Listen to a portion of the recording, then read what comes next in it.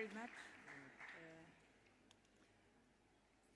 The might and poignancy of love are all too often accompanied with a sense of its out-of-ordinariness, mysteriousness, unpredictability, and uncontrollability.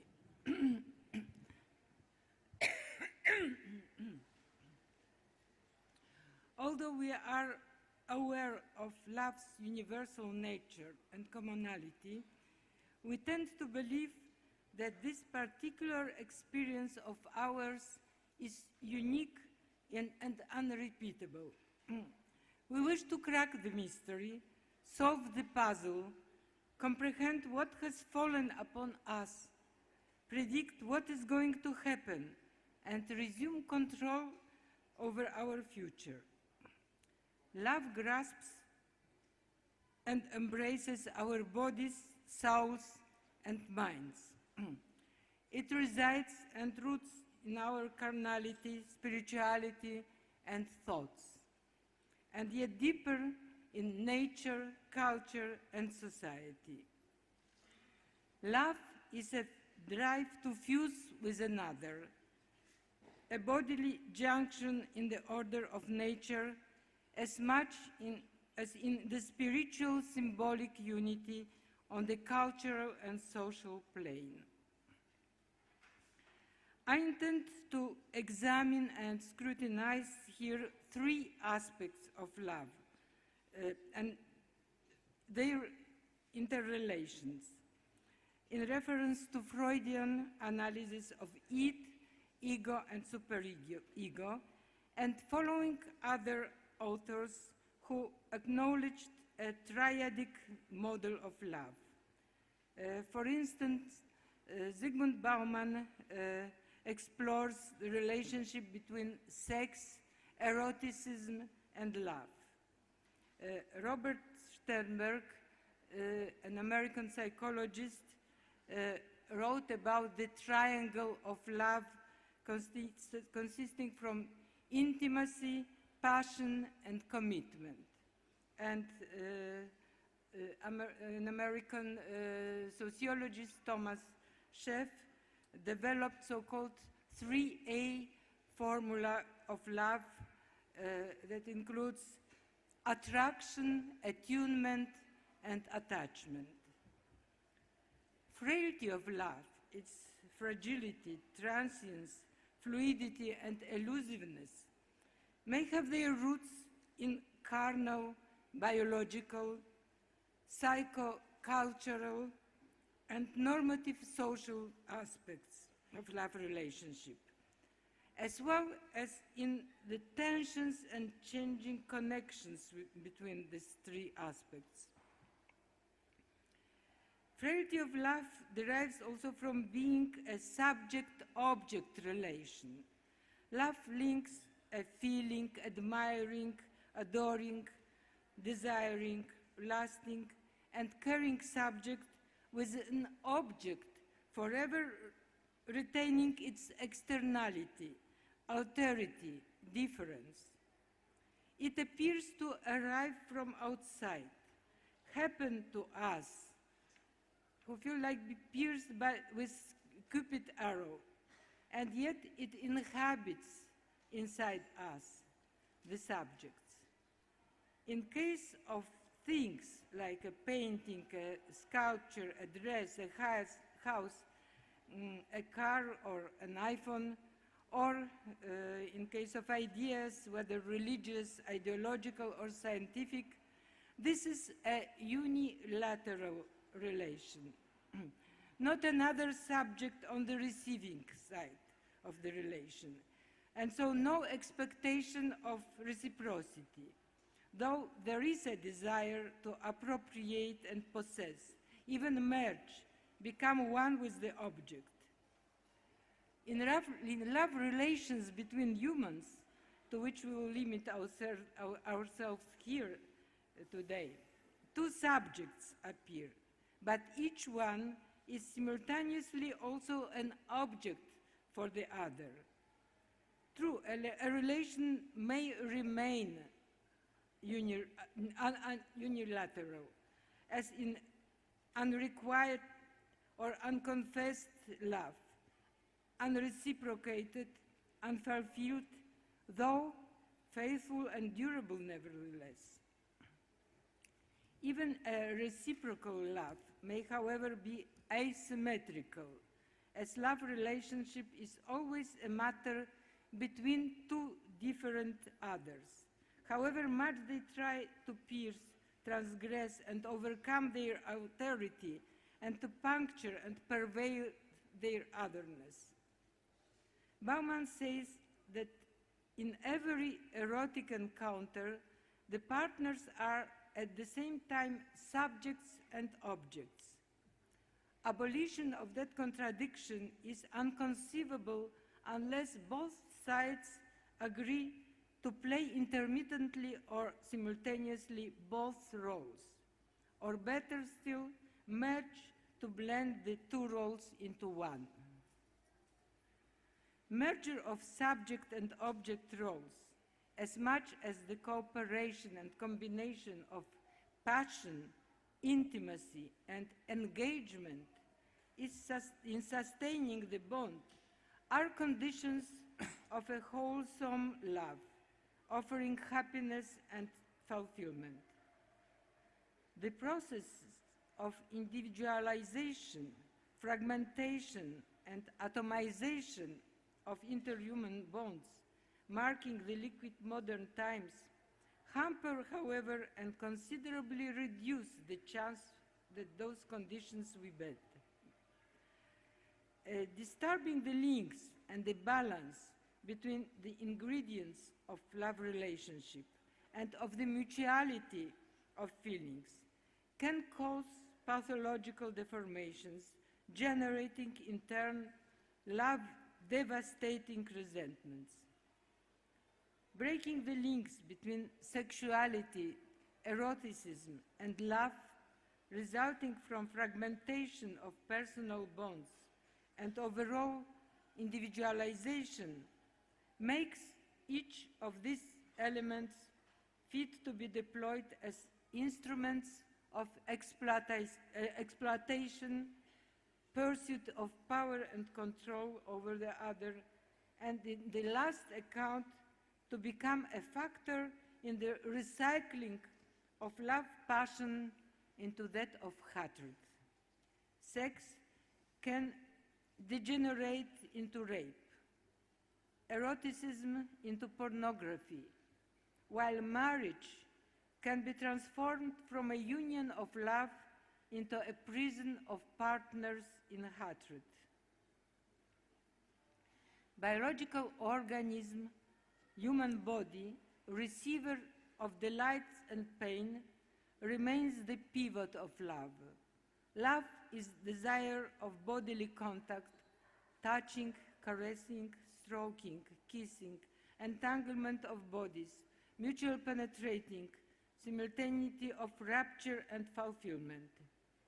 This aspect of love relation can be accomplished solely in the real, fleshy, offline world. In the world online, its substitutes are bound to remain illusionary. And Zygmunt Bauman, in his part of the paper, will be talking about this difference between love online and offline. In the real world, however, organic weakness, vulnerability, shortcomings and limitations, and last though not least, the mortality of the body haunt, however, the prospects of love's perpetuity. As the great poet John Donne put it, love built on beauty soon as beauty dies.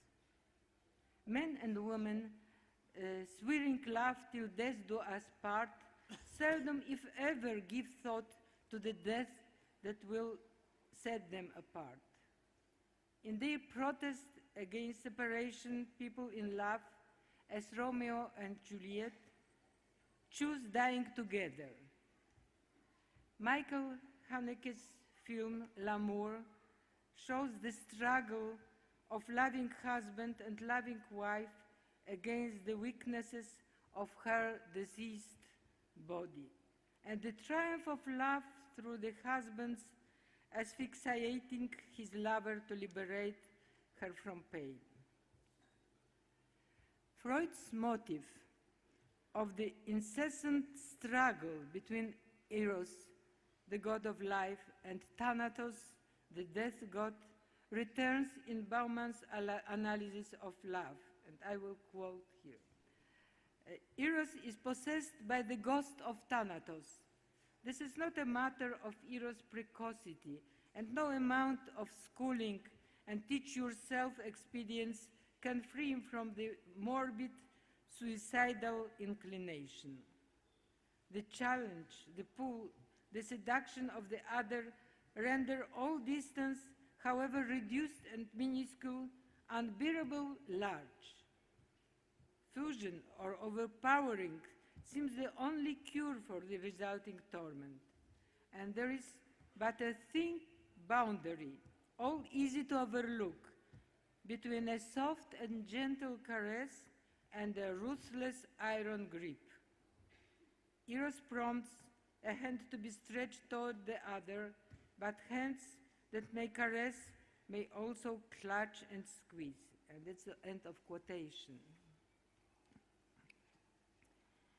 Infatuation, love, passion do not boil down to lust, which can be satisfied in variety of ways and dies down once satisfied. Loving passion is directed to a particular chosen person, viewed as unique in the world. Sexual gratification does not extinguish such passion, but enhances it and magnifies. In it, strong positive emotions as admiration, joy, affection, tenderness blend with strong negative ones as pain, longing, anxiety, jealousy.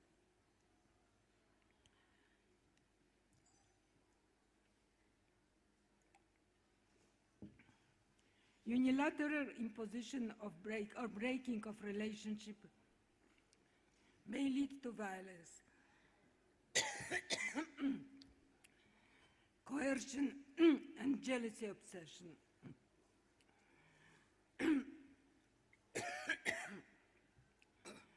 Reciprocated love passion leads to the development of intimacy,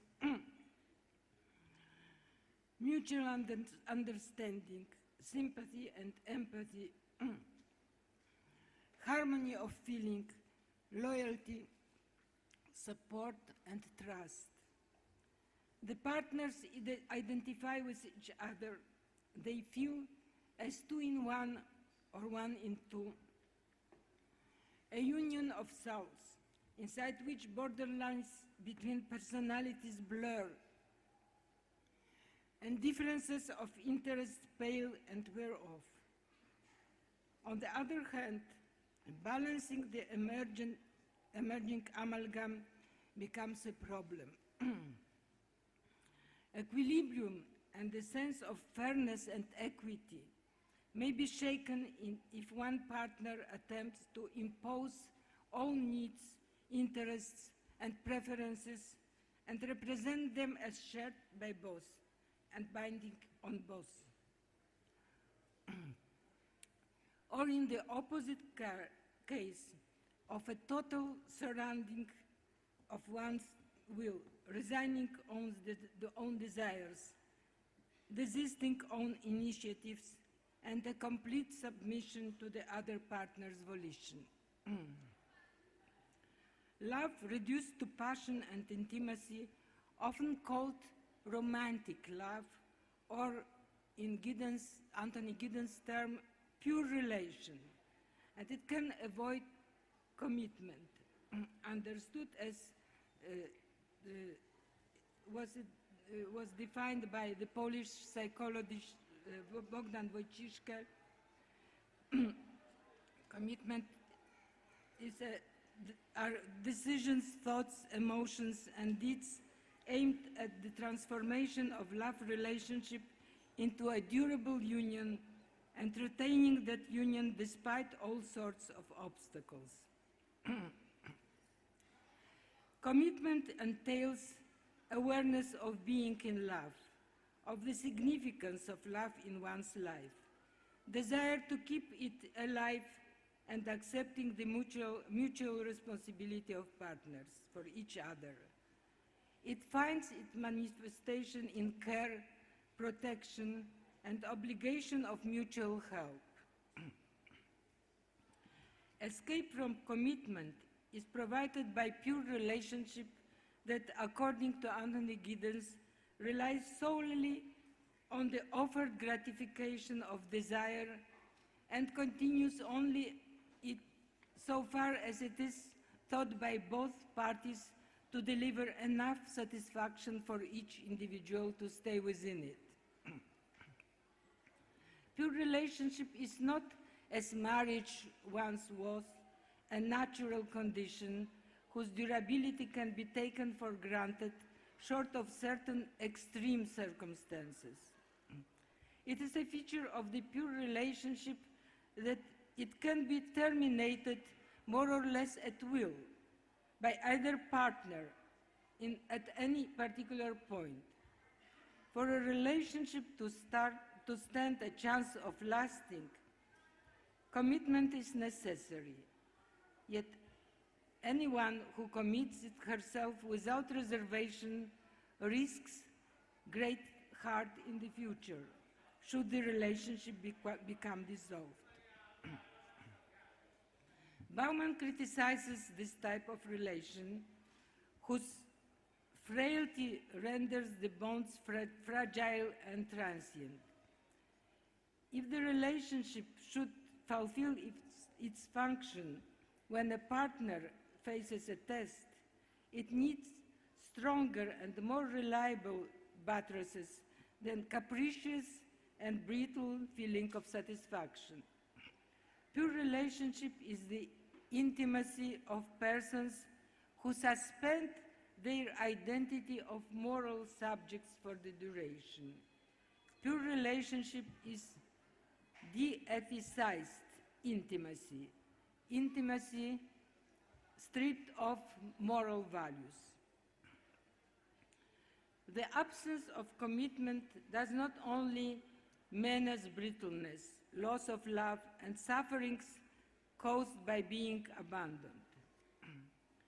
Injecting the volatile erotic impulse with the solidifying admixture of marriage laws does carry some protection for the weak. But refusal of commitment deprives one as well of life satisfaction and happiness.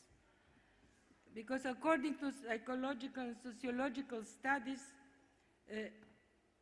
life satisfaction and happiness are tied with the trust to others and to oneself, and the resulting feeling of controlling one's own fate.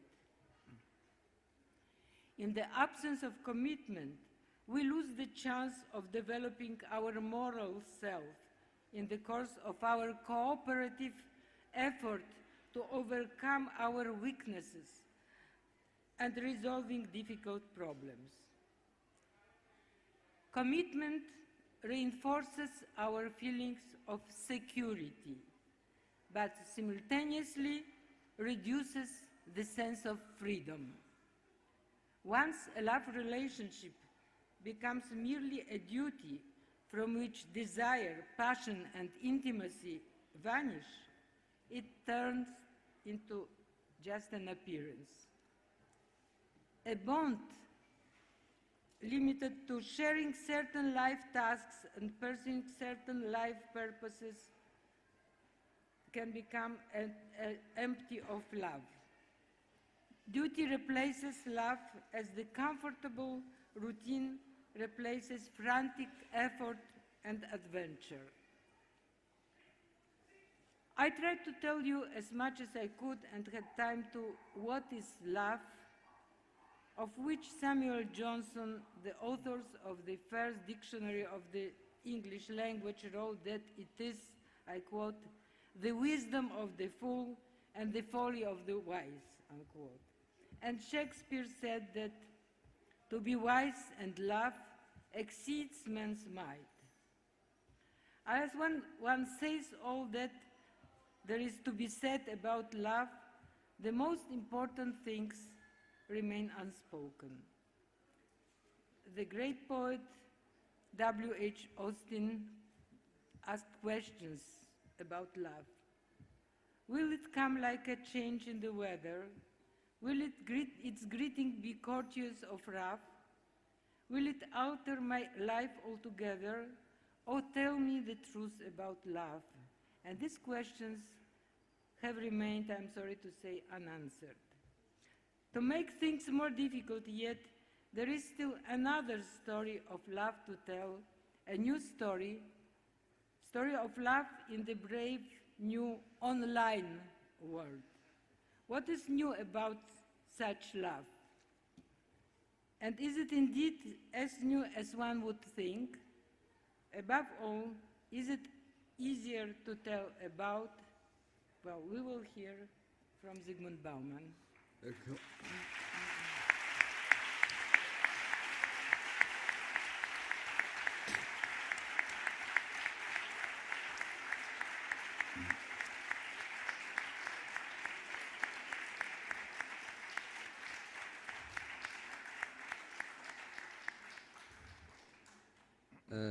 Aleksandra Kania, as best as she could, probably as best as anybody could, told us the general story of love, which is as long as the story of human species, and probably won't end before the end of humanity. Mysterious force, in spite of everything which we tell about it, Aleksandra Kania rightly summed up her presentation with saying that the more you say about love, the most important things still remain unsaid. That is still the case. History of love is not ended. On the contrary, I suspect, I am afraid, that we are living now through a very critical moment in history of love,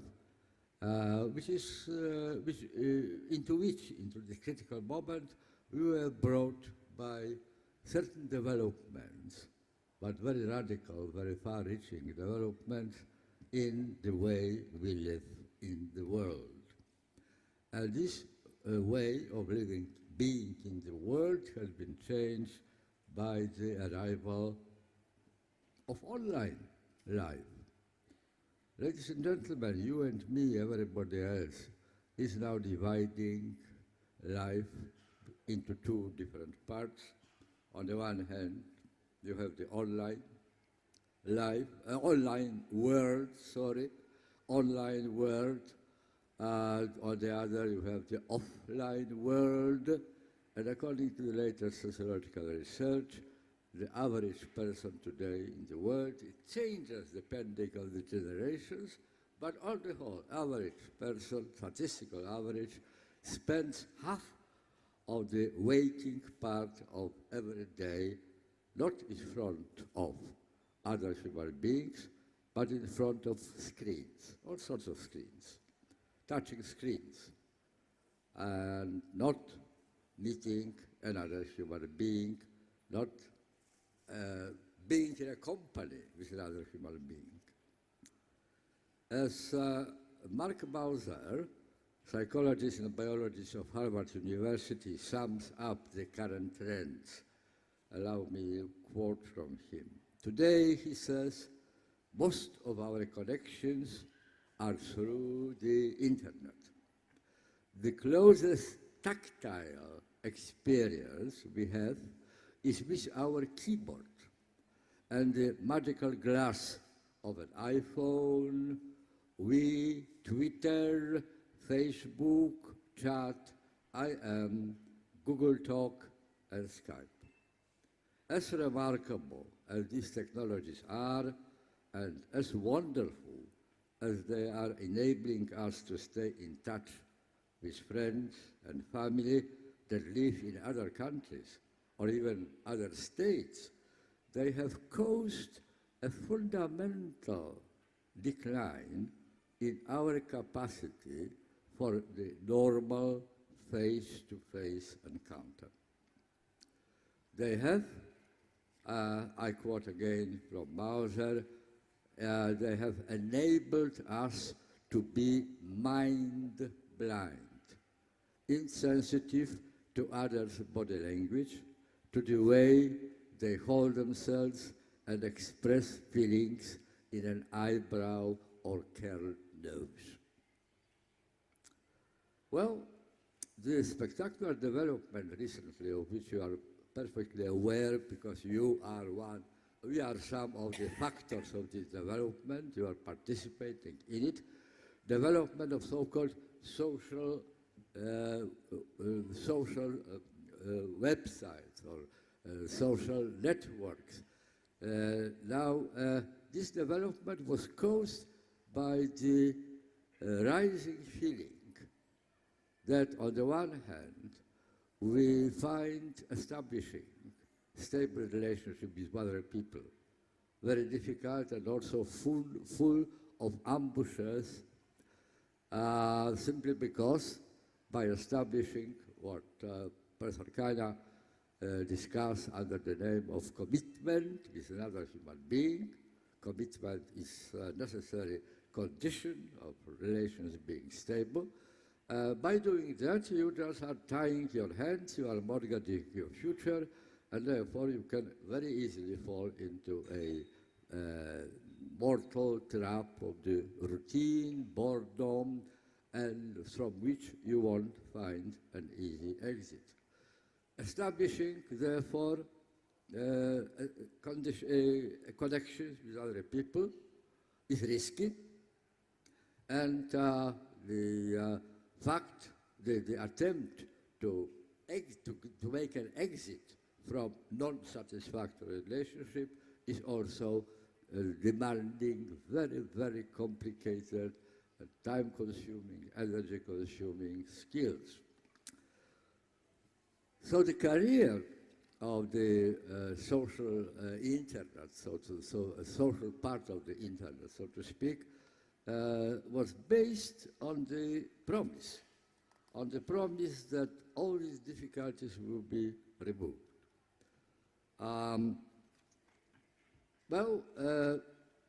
Popularity of Facebook, for example, which has already more than 1 billion members over the world, was to what very large extent due to the promise of freedom from risk.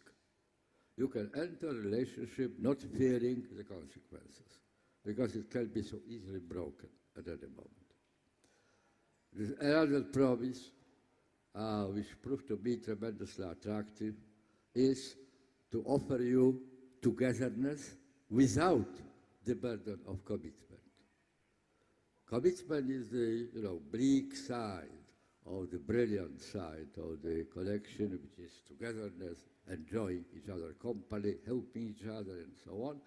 But it is, as every coin, this coin has two sides, and the other side is precisely the need to take a long-term obligation, which is normally connected also with a degree of self-sacrifice. You have to surrender certain of your preferences and desires in order to make the relationship stable. And another promise was the promise of a friendship without self-sacrifice, taking without necessarily giving, pure benefit without the expenses, without necessity to pay the high price of cohabiting with another human being. Now, all these promises, I suggest to you, ladies and gentlemen, prove to be premature or just downright false, exaggerated, anyway, exaggerated promises. Nevertheless, we are attracted. We are attracted. It's powerful magnetic force which attracts us here because the dominating feeling among very, very many people is the feeling, not so much feeling as fear of being abandoned or falling out of vehicle, speeding up, of not being adequate to the challenges of the time, and so on. And here is the promise that, well, you can have it all, which you always desire, easily, without much effort, and without much expense. Well, ladies and gentlemen, the whole story of the modern era can be narrated as a story of a war declared on all and any kind of discomfort, inconvenience, or displeasure, or at least a promise to wage such a war and see it through to the final victory. The present day massive emigration from the offline world to the freshly discovered and freshly created online lands might well be recorded in that war as the most decisive in the modernity long battle. The battle currently waged has been, after all, launched and continues to be fought on the field of interhuman relations, a territory most resistant and defiant to all previous attempts to flatten and smooth its rugged and bumpy roads and to straighten its twisted passages, while staunchly defying all efforts to cleanse it of traps and ambushes with which it is spattered. This battle promises, in case it is won, which is not a fully justified conclusion, while in case it is won, to render childishly easy the cumbersome tasks of tying and breaking human bonds together with the commitments and obligations which they imply, to make them well-nigh effortless, trouble-free, and free of risks and worries. If won by the forces presently on the offensive, the current battle may be also followed by the conquest and annexation of the other offline half of the lived world, and consequently its acculturation, adoption in the offline part of life of cognitive frames, predisposition, value hierarchy, behavioral patterns developed and entrenched in the online half. Now ladies and gentlemen, try to compare the two words. I already mentioned at the very beginning, they differ very radically, one from the other. The rules of behavior, the expectations, the logic, in online world is starkly different from the logic and all the other aspects in offline world. But let's think what is so different here, in particularly connected with the issue of love. Jonathan Franzen, in a commencement speech delivered in May 2012 at Kenyon College in America, said that the ultimate goal of technology is to replace a natural world that is indifferent to our wishes. The nature doesn't care what we want. It does its own job without asking permission. A world of hurricanes and hardships and breakable hearts, a world of resistance.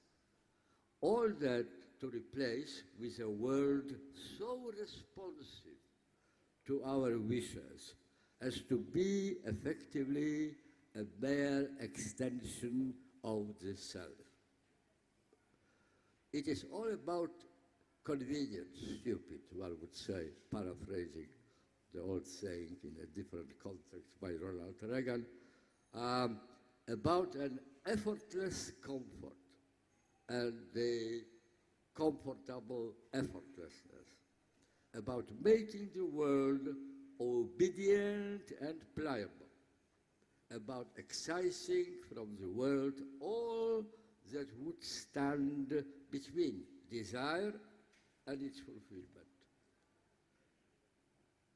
Well, it is about, ladies and gentlemen, to sum it up, it is about living in the world made entirely of one's own wishes. Ladies and gentlemen, organizers of this Festivalfilosofia this year were absolutely right that they picked on love as the major issue of contemporary world, the world we are currently living. One of these issues, which more than any others, deserve a thorough digesting and recycling. Why? They were right. Simply because one wish, which we all, you and I alike, share and feel, especially strongly, passionately about, is wish to love and to be loved. That's probably the current definition of humanity at this stage of historical development. But Franzen goes on developing this original idea and saying that as our markets discover and respond to what consumers most want, our technology has become extremely adept at creating beloved objects. Beloved objects answering to our fantasy ideal of an erotic relationship, namely the kind of relationship in which the beloved object asks you for nothing but gives you everything. And makes us feel, therefore, all-powerful. Doesn't throw terrible scenes when it is replaced, thrown away to the dustbin, by an even sexier object and is consigned to oblivion. Well, that's what technology, what markets, with the help of the markets, with the help of the powerful commercial activity, marketing efforts, and so on, is doing, recycling into profit our desire to love and to be loved. It offers us the embodiments of our inner desires, seldom expressively manifested, but nevertheless always guiding our efforts in love relationship. Increasingly marketed products of technology like electronic gadgets impelled to act with a mere voice command. No longer you have to stretch your finger in order to make it work. You just will be giving a voice command, allowing images to grow bigger with a mere spreading of two fingers on an iPad screen, incarnate everything we had always dreamt of the loved objects to offer, but seldom, if ever, managed to get it in practice. They also, the technological means and markets, never, new object of love, the technologically made, never outstay their welcome and never kick back once having been kicked out. Electronic digital gadgets do not just serve love. They themselves are designed for being loved, as other love objects would be loved but seldom agree in the offline world to be. Electronic digital gadgets embody most fully the vision of an ideal love object. If only human beings could be like that.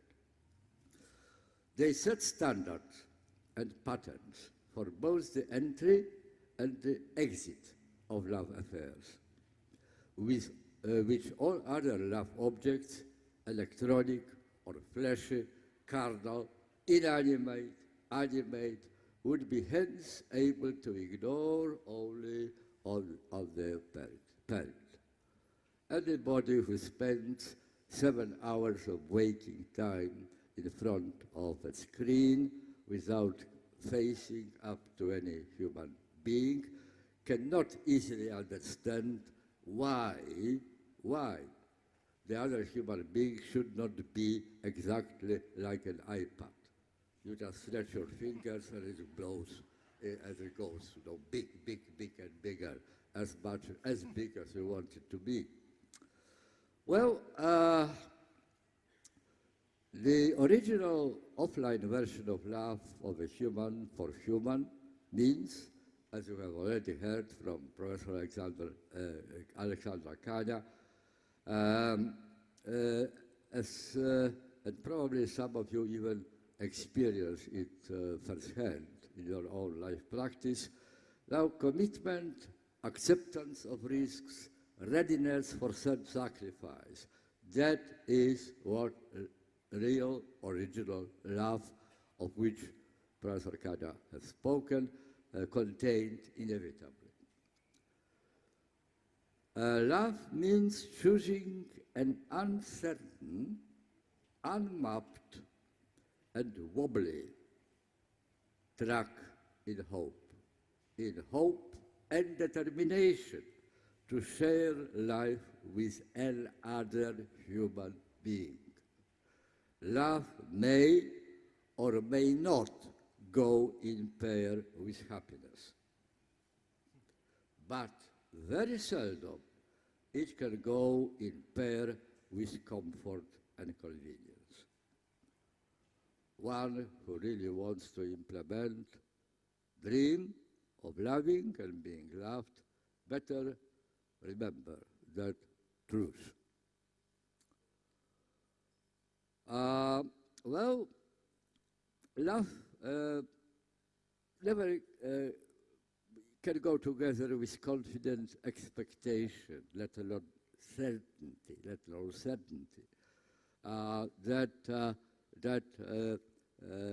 the certainty in love life will be found. Love is something which belongs to the world of producers, not to the world of consumers. Love needs to be produced and reproduced again and again throughout love relationship. It is not a found object. You just going on a stroll may found it and enjoy it till death do us part. It doesn't happen. Love is a continuous commitment, not just commitment, but continuous commitment. Love demands, contrary to the promises of Facebook, love demands, or dating agencies, love demands stretching one's skills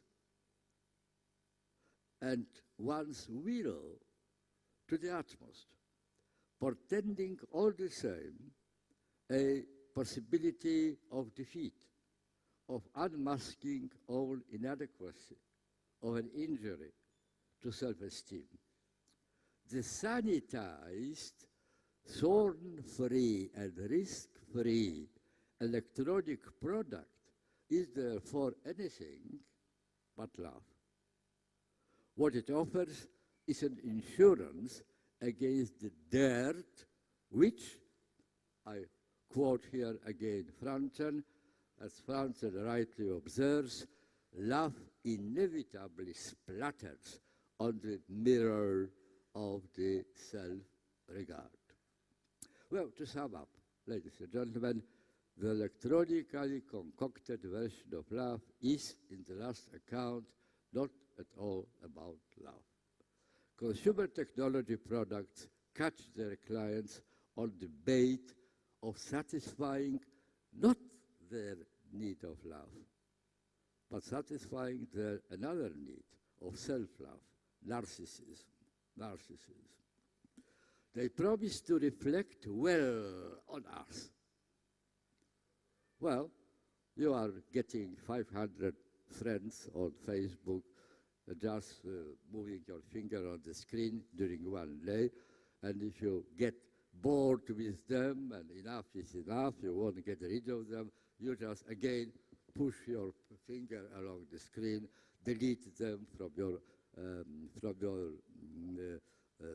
telephone book or whatever, stop answering their messages and sending them messages. Everything childishly easy. So the result is, as Franzen points out, the ultimate result of this self-selection, so to speak, easy self-selection, I quote, "We star in our own movies. We photograph ourselves incessantly. We click the mouse and a machine confirms our sense of mastery. To friend a person is merely to include a person in our private hall of flattering mirrors."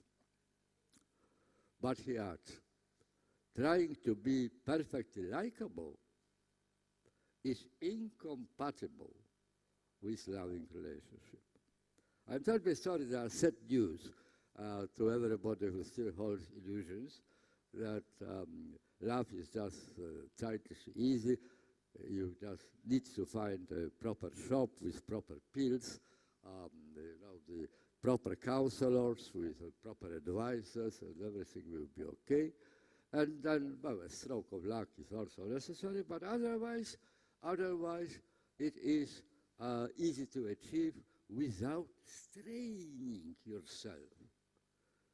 Without straining yourself, unfortunately, love won't come on its own.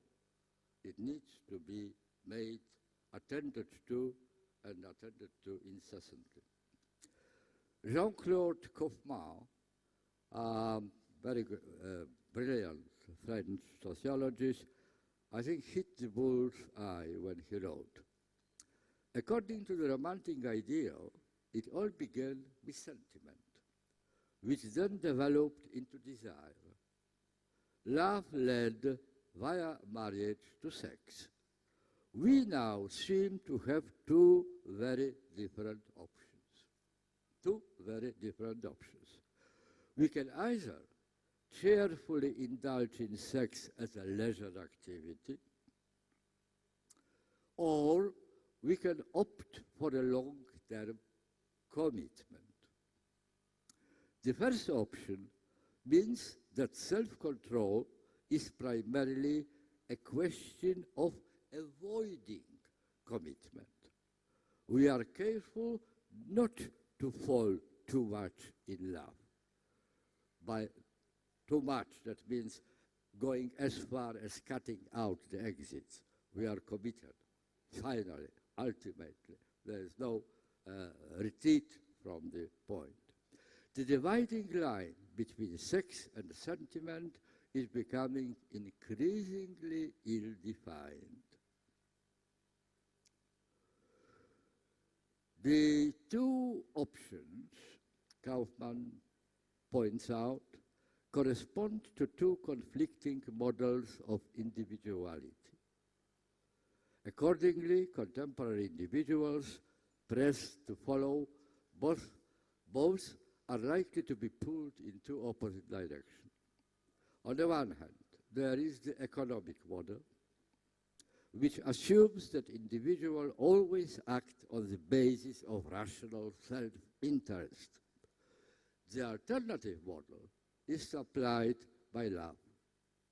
This model allows the individual to abandon the egotistical self of old and devote him or herself to others. The description of love So, in my view, which I quoted from Kaufman, is not quite correct. It's not quite correct. It is not the difference between these two options which he names. The difference does not consist, it's not parallel to the difference between egoism and altruism. Love is a condition, unique condition, the only condition in which the boundary, the difference between egoism and altruism is all but effaced. There's no difference between them any longer. By doing well to the other person whom I love, I am doing well to myself. I am simultaneously altruistic and egoistic. You can't distinguish it. When you start asking question, what is it, egoism or altruism? Well, that is the first sign that the love relation is going to end, is about to end. In the real out-love life, the distinction between, as I said, the egoistic, selfish attitude on one hand, and altruistic, for the other attitude on the other, now in the real life is very sharp, not in love relationship. Well, in the second option of love is the ultimate happiness, but it comes at a cost enormous by the standards of consumerist society. Love is about the pleasure of giving, not the pleasure of taking. Love is not a recipe for cloudless and worry-free pastime, but for a life of dedicated work and readiness for self-sacrifice. Love needs to be reborn every day and every hour of the day, and not by shop-purchased gifts, however expensive, but by the most precious of gifts. Most precious of gifts, a gift of oneself. And so love differs profoundly from the most precious of gifts. From the cozy and comfortable, easy and effortless model promised by the marketing outfits. The present day rising profusion of separation and divorces derives from the shocks men and women go through when they bump at that difference, unprepared to meet them by the marketing-supported propaganda and training. When two people meet and wish for a partnership, two biographies meet, running until now in their own separate tracks. Now they come together, two biographies. Their legacies and sentiments need to be now renegotiated. Compromises, no doubt, will need to be made by both sides. Not all acquired habits and expectations can be met if the partnership is to last. Some of them need to be abandoned.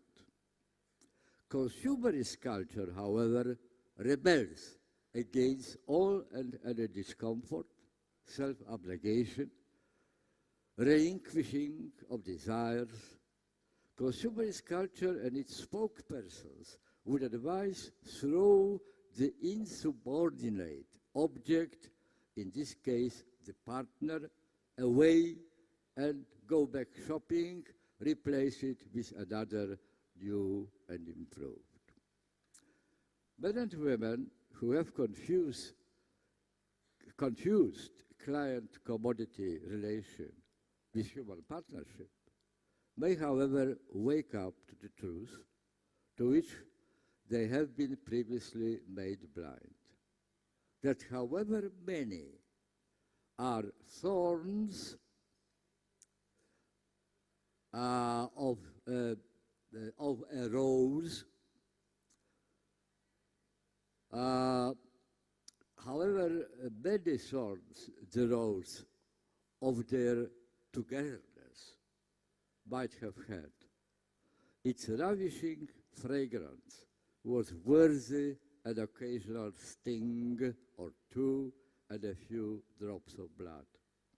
That truth had, however, little chance to be discovered in a partnership presumed in advance to be a test of a conditionally purchased object. It brings satisfaction, okay, you may stay. You don't go back to shop or just straight on to the dustbin. In such partnership, which is considered to be a test of a conditionally purchased object, in such partnership, even slightest discomfort swells to the size of a war cause, and the slightest disagreement turns into an ultimate proof of incurable incompatibility. Love is, or threatens to be, an antidote against narcissism. It is also the prime whistleblower when it comes to debunking the falsehood of the pretenses on which we try our self-esteem to perch, while laboriously avoiding testing it in a field action. What the electronically sterilized and whitewashed counterfeit version of love truly offers is bets hedging in the defense of a self-esteem against the hazard for which the genuine article called love is notorious.